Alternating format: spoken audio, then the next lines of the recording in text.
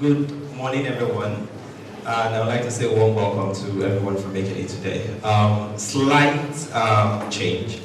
The title of the talk is actually The Importance of New Conversations to a New World. I changed it from The Importance of Protest to a New World, and I'm going to use this entire talk to tell you why. Earlier in the year, when I was invited for this talk, I had written about the importance of protesting as far back as March. In that talk, I used poetry to try to explain that a thing does not have to happen to you for you to talk about it. And that protesting is one of the most important things any human being can do. I went on and on like that in that talk.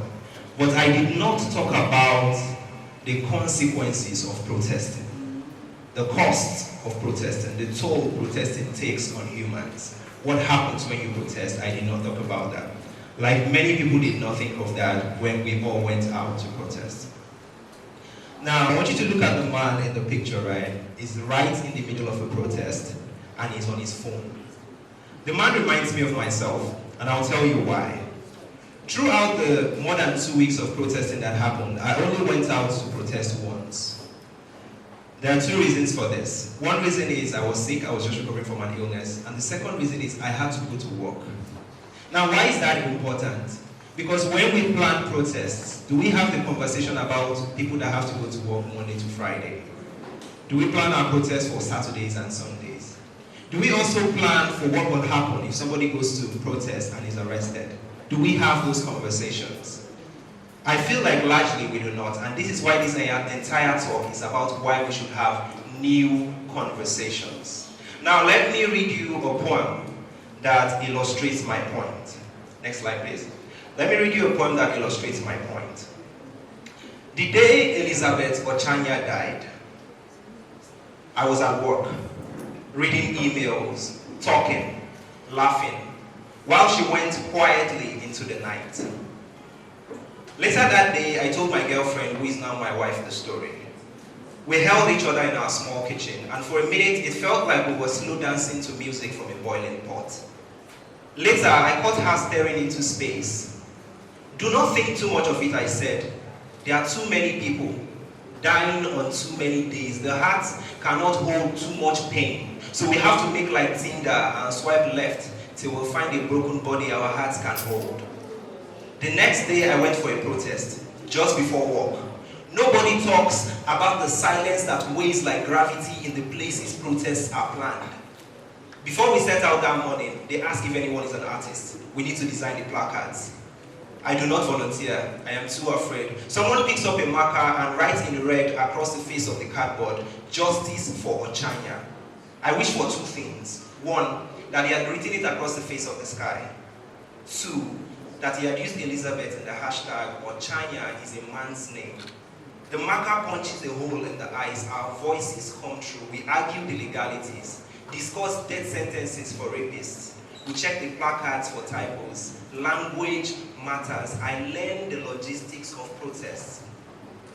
Cardboards, markers, hashtags, anger, drinks, sneakers, mandatory selfies. Should we be smiling? Should there be jokes? I write on one placard, why do we only believe the dead? I do not say, why do we sacrifice our daughters like Lot? The protest begins late. I have to go back to work. So, that is one of the reasons I shelved that talk about the importance of protest, because the truth is, we all know the importance of protests.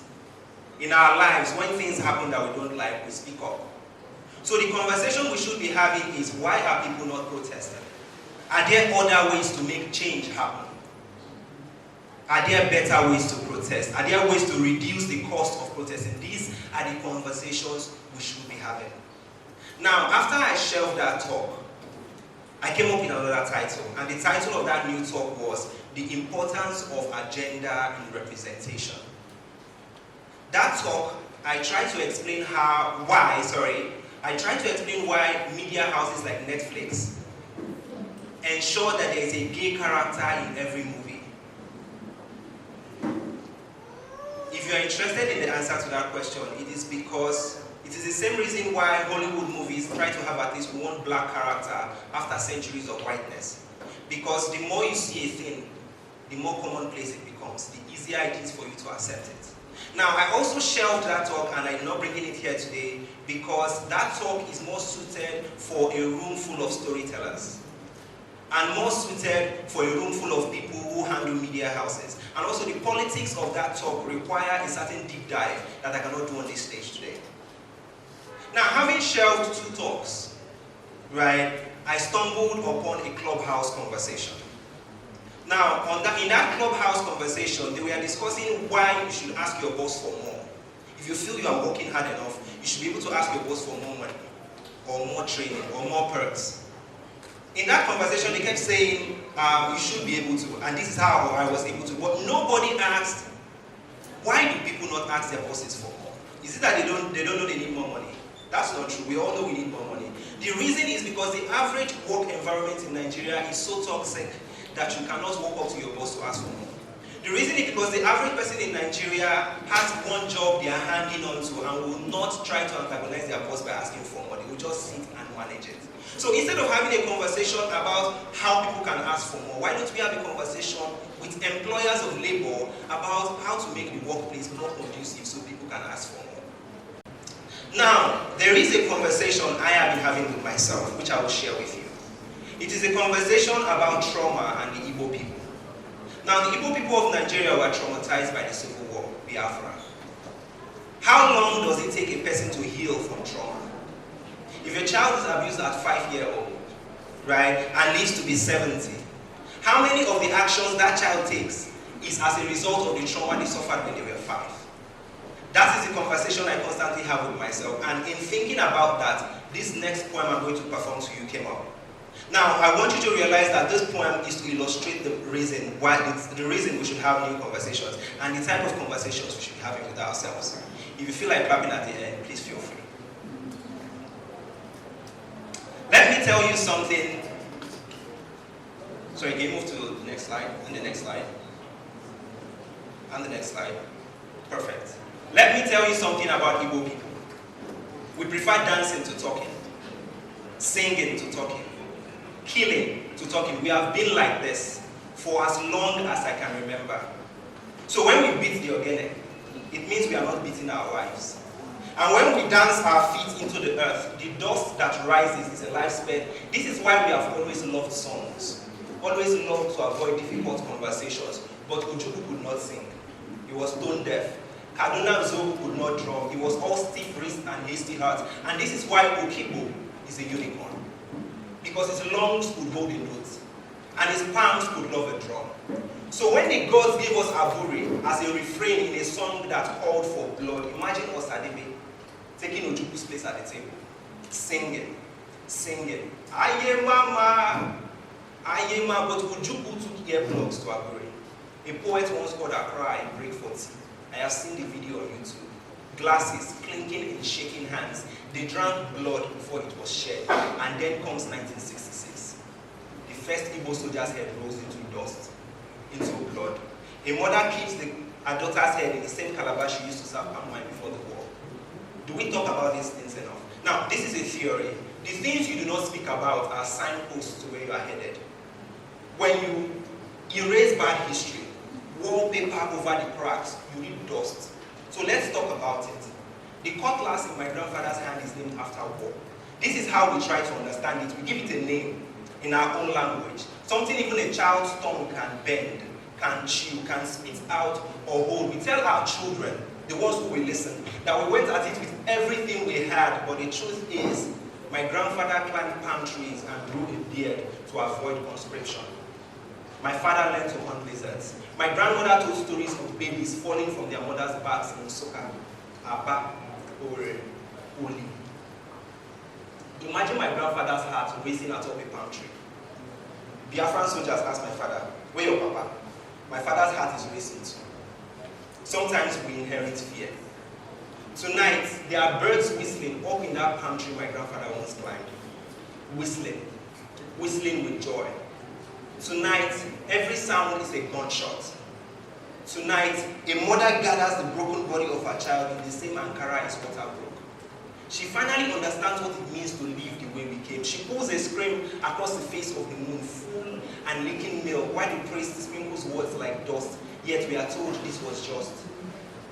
Tonight, our sleep is punctured by the din of aircraft, and we run barefoot for the bunkers we have built inside our lungs. Tonight, we made love to the rhythm of hearts that know there might be no morning and have made their peace with the night. Tonight, a young boy cradles a wooden gun like a rosary and sleeps through the fear. The moon marvels at his peace, fierce and unyielding. Tonight, every sound is a gunshot, and we have run out of land, out of bush, out of forest to hide. So we carve the names of our loved ones into the bark of trees, stuff our mouths with grass, play dead, play lost, play gone. Is this your one nation bound in unity? The marketplaces you have bombed. A mother gathers the broken body of her child, tries to stuff him back in her womb, whole as the day he was born, but his intestines keep spilling over the side. Do you know child soldiers wet their trenches with pee and fear the first time they are shot at? Do you know unity is not something you can buy with blood? Do you know there were victors and they were vanquished? Somebody won that war. Now I know memory is an anchor, and it can be painful. But the only way through this fragile minefield we call a country is through truthful conversation. So we can be put back together by poem, by story, by song, by love, by love, by love.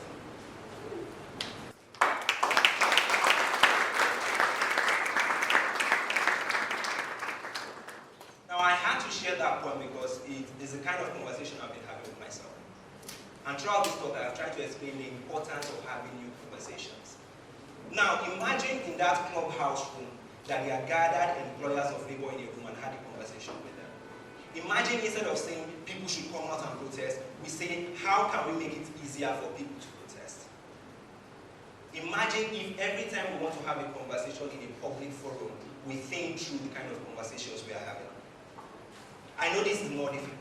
Right? It requires research, it requires deliberateness, it requires work. But isn't that the point of having conversations?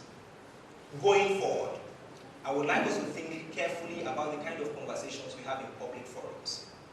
Think of better ways to have the conversation. Ask ourselves, are these the right people to be having these conversations with? Is this how we should channel this conversation? Thank you very much for listening, and cheers to new conversations.